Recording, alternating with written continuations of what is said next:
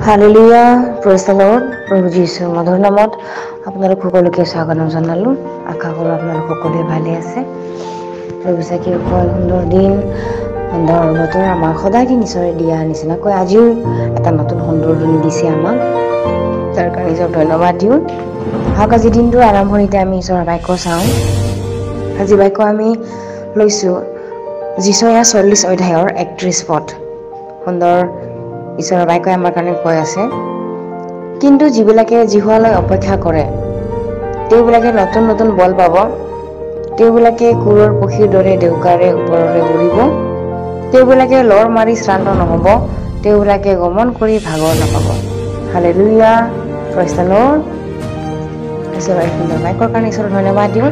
প্ৰভু চাকিসকল, ইয়াতে আমাক সাহসৰ বাক্য হয়, যিটো আমাক আত্মাৰ সাহস দিয়ে, যিটো আত্মাক আমাক বলৱন্ত কৰিবলৈ শিকায়, যিহুৱাক অপেক্ষা কৰিবলৈ শিকায়। এই বাক্যই আমাক আমাৰ সাৰথি হয়, যিটো আমাক দুৰ্বলৰ সমান আমাক এই বাক্যই আমাক বলৱন্ত কৰে। ইয়াতে কৈ আছে যিবিলাকে জিহুৱালৈ অপেক্ষা কৰে। অকল আমি আমাৰ জীৱনত হুৰমুৰকৈ আমি যধে মধে আমি নিজৰ ইচ্ছামতে কৰিব নালাগে। আমেন। আমি নিজৰ ইচ্ছামতে এইটো পচন্দ লাগিছে, সেইটো পচন্দ লাগিছে, আমি এনেকুৱা কৰিব নালাগে। কিয়নো ঈশ্বৰৰ ইচ্ছাটো বেলেগ, আমাৰ ইচ্ছাটো বেলেগ। আমি মানুহে দেখাটোহে আমি পচন্দ কৰোঁ, কিন্তু জিহুৱাই আমাৰ কাৰণে বেলেগ থৈ দিয়ে। যদি আমি ৰখি থাকোঁ জিহুৱাই দিয়া বস্তুটো লৈ, জিহুৱাৰ পৰিকল্পনাটো লৈ, ঈশ্বৰৰ পৰিকল্পনাটো লৈ যদি আমি ৰখি থাকোঁ, তেনেহ'লে আমি নতুন নতুন বল পাম বুলি কৈছে ঈশ্বৰৰ বাক্যই। যদি জিহুৱাই দিব, জিহুৱাৰ ইচ্ছাৰ নিচিনাকে হওক, ঈশ্বৰৰ ইচ্ছাৰ নিচিনাকে হওক, এনেকুৱা বুলি আমি যদি ৰৈ থাকোঁ, তেনেহ'লে নতুন নতুন বল পাম। ইয়াতে ঈশ্বৰৰ বাক্যই কৈ আছে। বিশেষকৈ এইটো মানুহৰ মুখেৰে ওলোৱা বাক্য নহয়, এইটো ঈশ্বৰৰ মুখেৰে ওলোৱা বাক্য। হালেলুয়া। আৰু কৈছে তেওঁবিলাকে কুৰৰ পক্ষীৰ দৰে ডেউকাৰে ওপৰলৈ উৰিব।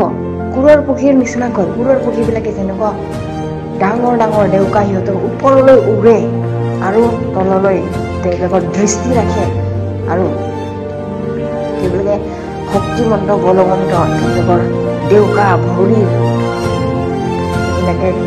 জোৰেৰে তেওঁলোকে উৰে আৰু বহুত ওপৰলৈ উৰে, যিটো ওপৰত উৰি গোটেইখিনি দেখা পায়, পৃথিৱীৰ গোটেইখিনি দেখা পায়। ঠিক তেনেকৈ জিহুৱাক যি ব্যক্তিয়ে ভৰসা কৰিব, জিহুৱাক লৈ পেলাই যিবিলাকে অপেক্ষা কৰিব, সেই ব্যক্তিসকলে এনেকুৱাকৈ আশীৰ্বাদ পাব। ঠিক এনেকৈ তেওঁবিলাকে বল পাব। আৰু ইয়াতে কৈ আছে তেওঁবিলাকে লৰ মাৰি শ্ৰান্ত নহ'ব, তেওঁবিলাকে গমন কৰি ভাগৰ নাপাব বুলি কৈছে। তেওঁবিলাকে যদি কোনোবা বিপদে, কোনোবা সমস্যাই তেওঁবিলাকক লৰ-চৰ কৰায়, তথাপি তেওঁবিলাকে লৰ-চৰ নহ'ব। তেওঁলোকে এবাৰ বিশ্বাসভূমি ঈশ্বৰ জিহুৱা হয়। হালেলুয়া। সেইকাৰণে তেওঁবিলাকে লৰ-চৰ নহ'ব, সেই বিশ্বাসৰ পৰা তেওঁবিলাকে লৰ-চৰ নহ'ব আৰু শ্ৰান্ত নহ'ব। তেওঁবিলাকে গমন কৰি ভাগৰ নাপাব কৈছে। তেওঁবিলাকে ঘূৰি ফুৰি, তেওঁবিলাকে কাৰ্য কাম কৰি ভাগৰ নাপাব, তেওঁবিলাকে গমন কৰি ভাগৰ নাপাব।